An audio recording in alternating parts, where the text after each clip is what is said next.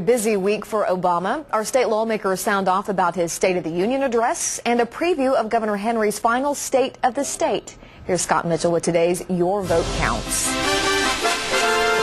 Well, it's like the Super Bowl preview show because we got new legislation, new Congress. The president does his State of the Union this week.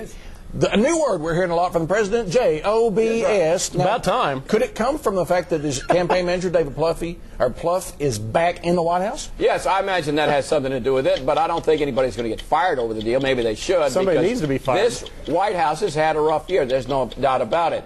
George Bush was having a rough year, too, until 9/11. But anyway, go back to jobs for a second. The President of the United States, any president, and that includes Ronald Reagan, the patron saint of the right, had trouble creating jobs as well. But the president, again, talks about reaching across the aisle in bipartisanship.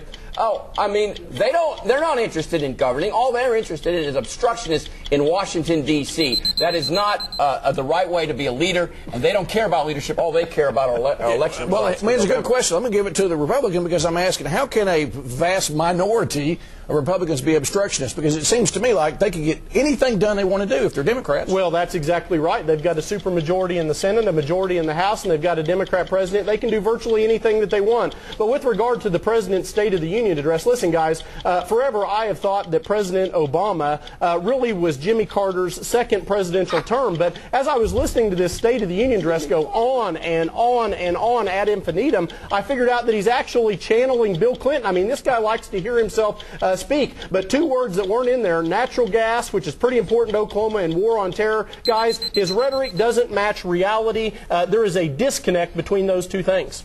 Okay, let's switch to Oklahoma, where there is a divided government. You have a Democrat governor and a Republican legislature. His State of the State, guess it'll be his last one. Governor Henry's last State of the State. Coming up Monday, new legislature, talk about could be a change. There's a big fight going on in the state Senate, which we're just not hearing much about.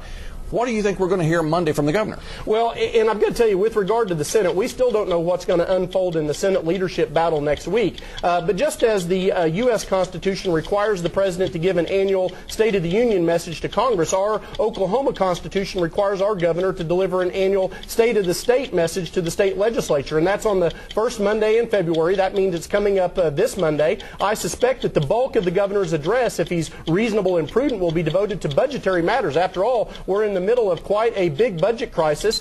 Beyond that, though, Richard, I've got to tell you, he's checked out on policy issues for the most part because he's term limited. I just hope that budget that he presents us is actually a workable document that we can hit the ground running with on Monday. What do you think? Well, what I think is that these guys aren't really going to, those on the right, the Republican side of the both halls, is they don't care what the governor's going to say. They're going to do whatever they darn well please. They got 61 members on the House side, and they've got a majority on the Senate side. So they're just going to listen, and they're going to sit there, and they're going to do what they're going to do. Well, what we need to address is, whether you're the governor or members of the House, is that people in Oklahoma are suffering. 1 in 5 children live in poverty. 700,000 Oklahomans are now on food stamps. We need to deal with the issues of the day and quit playing partisanship and start being statesmen instead of Democrats or Republicans. Richard, I know this may surprise you, but actually Republicans in the House and Senate have been working quite well with the governor, who announced a budget deal as it relates to FY10 this week. We're talking about ramming things through. That's all they do on their side, is just ram things through. They never discuss it with us. That's what they think governance should be. Well, you get a chance in November, like everybody does. We're going to change our teams up. Hey, one thing that's serious is these storms that we've been having, these winter storms, which have to be hurting an already sick budget, right? What do you think the impact's going to be? Well, the impact is going to be severe, whether it's the Oklahoma City budget, the county budget, and clearly at the State Department of Public Safety. But this time around, I noticed things that were a little bit different. School closings and function closings started a lot earlier than they did during the Christmas break. There were a lot fewer people out on the roads, which was really a safe thing to do. I am a little disappointed, though, Randy, that some of the crews out, I didn't see as many. The snow routes, especially in South Oklahoma City, weren't as well maintained as I'd hoped they would be. I think this is a work in progress, but they closed things early enough so less people were out on the road. Yeah, and Bin Laden today came out and said global warming is real. I mean, at this rate, that's typical of Bin Laden. At this rate, we'll have 4th of July ceremonies and graduation the same day.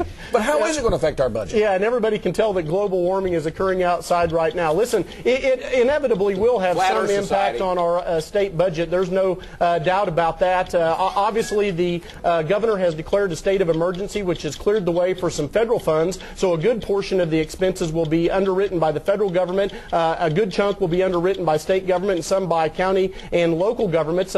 Listen, I'm just thankful that the extent of the property damage for both of the last two storms, the one right before Christmas and this one, haven't been as much as they were in the ice storm that occurred in December of 2007. But listen, public safety is a priority, protected area of the budget. We're going to do what's necessary to keep people safe and the streets clean. Okay, we're under a minute now.